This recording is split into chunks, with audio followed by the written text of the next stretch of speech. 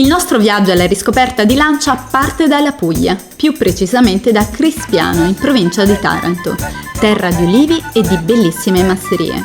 In questi meravigliosi paesaggi abbiamo incontrato il primo lancista, giovanissimo, ma già con una passione molto forte. Conosceremo lui e conosceremo la sua auto, una bellissima Fulvia berlina. Con noi le passioni non si spengono, Lancia Garage può iniziare.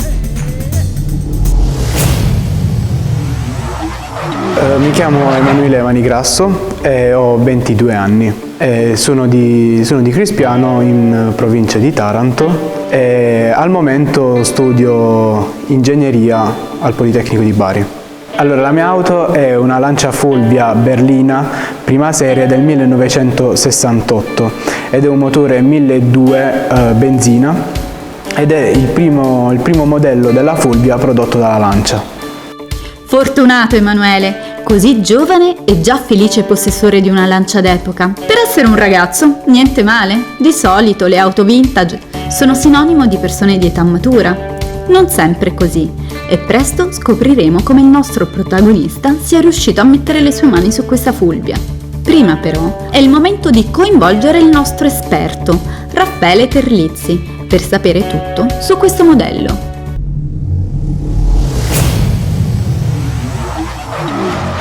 Caratterizzata da una linea a 3 volumi classica, la Fulvia berlina aveva una meccanica assai moderna.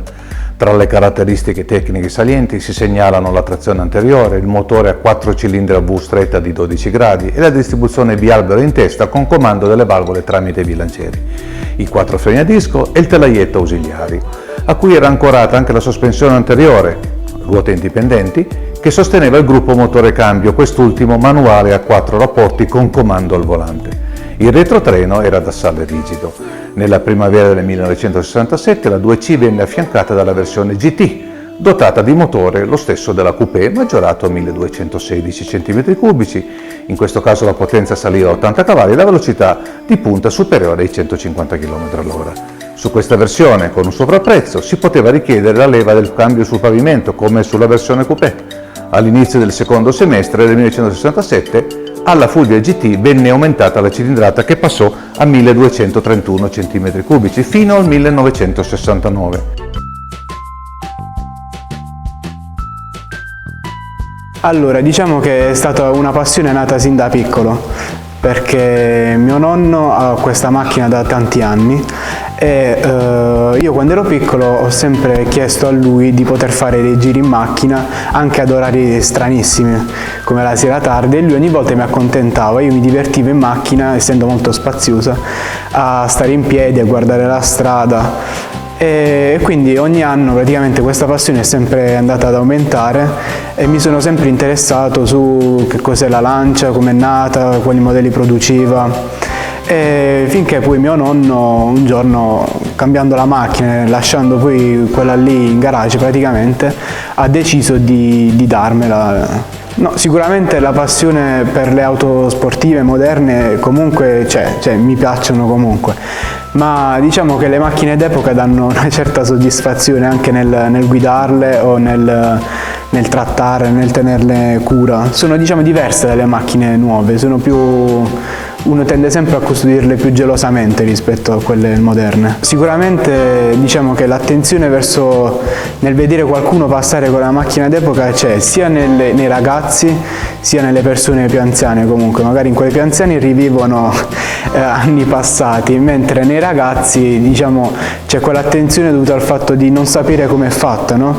Quindi di voler provare a fare un giro, di avvicinarsi per vedere come è fatta da dentro, nel vedere anche come funziona la meccanica della macchina, e quindi diciamo che mi piace comunque anche farglielo vedere e renderli partecipi di questa cosa. Sì, sicuramente anche nei miei coetanei le macchine d'epoca hanno molto riscontro, diciamo, sono molto sentite, seguite. Della storia della Lancia, la cosa che mi ha particolarmente colpito è stata vedere come le persone hanno visto sempre questo marchio come un marchio top delle macchine dei veicoli italiani, e nel vedere poi come si è evoluta nel tempo. Diciamo che la Lancia è stata sempre l'eleganza italiana, è stata la macchina anche per innovazione nella meccanica prima e nell'elettronica dopo. Anche diciamo lo stile che ci aveva è stato sempre uno stile sobrio, ma allo stesso tempo elegante, raffinato, anche ricercato. Sicuramente del modello che ho io, della Lancia Fulvia berlina,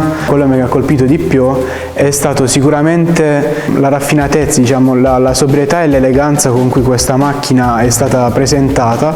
Anche da un punto di vista meccanico questa macchina era all'avanguardia, anche se magari da un punto di vista estetico non è la macchina sportiva degli anni 60 e degli anni 70, però sicuramente la meccanica e l'innovazione erano al più alto livello possibile. Erano macchine che comunque permettevano già all'epoca di avere prestazioni molto elevate.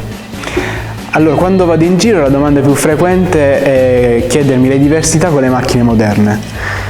Sembra strano vedere una macchina che non ha il servofreno e il servosterzo, allora mi chiedono sempre com'è guidarla. Poi c'è la particolarità di non avere lo specchietto retrovisore del lato passeggero, quindi mi chiedono sempre come faccio a fare le manovre, i parcheggi e le manovre.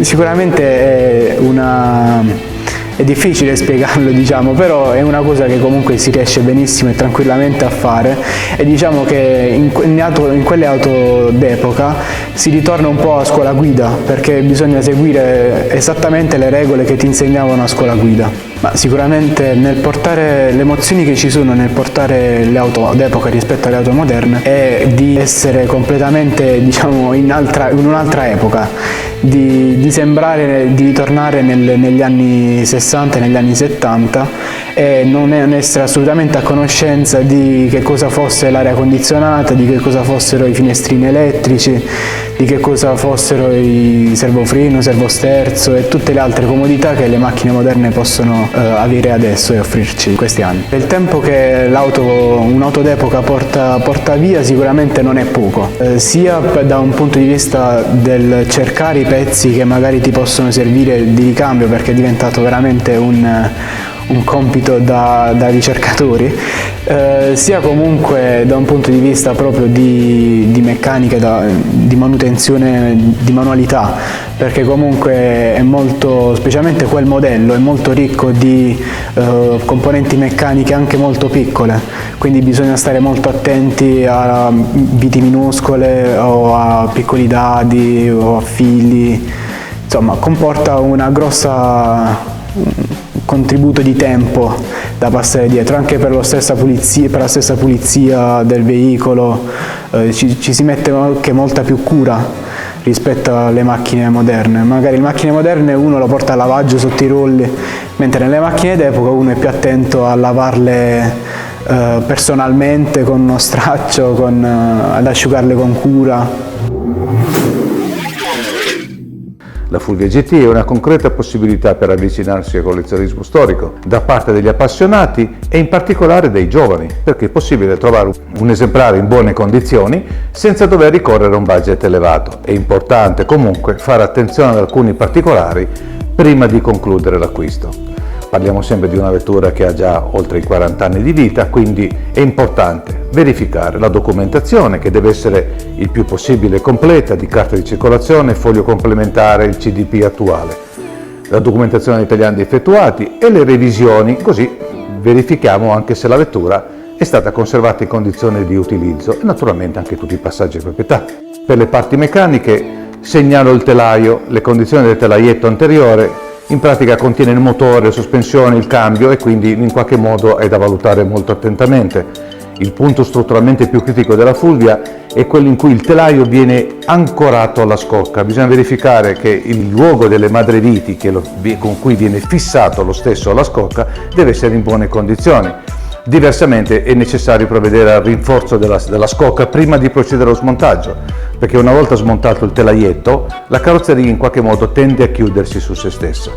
In ogni caso non preoccupiamoci più oltremodo, perché una volta che ci siamo affidati a un'officina attrezzata a dovere, riposizionare il telaietto in fase di montaggio non è più un problema. Un altro punto strutturalmente molto delicato è l'attacco della balestra posteriore, che a causa dell'acqua che la ruota posteriore butta proprio nell'angolo dove è situato il supporto che tiene la balestra, potrebbe staccarsi dal resto della carrozzeria o essere in condizioni non così efficienti di sicurezza. Verificare i punti dello scolo acqua nei longheroni e, se possibile, provvedere alla serratura degli scatolati o una vigorosa vesuviatura nel caso fosse possibile, questo per evitare inneschi di ruggine. La meccanica, verifichiamo le condizioni della catena di distribuzione, i carburatori che a volte potrebbero causare dei minimi un po' altalenanti, i semiassi che devono sempre sopportare un discreto sforzo. I suddetti comunque non sono un problema perché sono facilmente ricondizionabili dagli esperti del settore.